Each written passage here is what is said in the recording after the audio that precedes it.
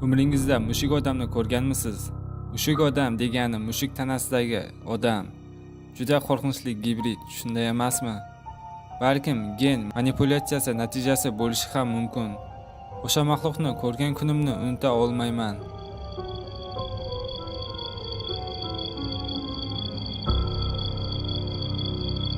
Katta yo'lda ketayotgandim va birdan leopardga o'xshagan jonzot yo'limdan sakrab o'tdi. Hayajon bilan tormozni bosib yubordim. Mushuk bo'lsa atrofiga qarab turgandi. Undan qochaman deb to'siqqa borib urildim. Yo'ldagi o'sha jonzotni eslasam hali ham qo'rqib ketaman. Tanasi mushuknikidek, lekin boshi erkakning boshi edi. Bir qarashda leopardga o'xshardi. Kattaligi ham shunday edi. Lekin aniq ko'rdim, yuzi odamnikidek edi. Qisqa vaqt ichida ko'rib qoldim va tezda o'rmonga qochib ketdi.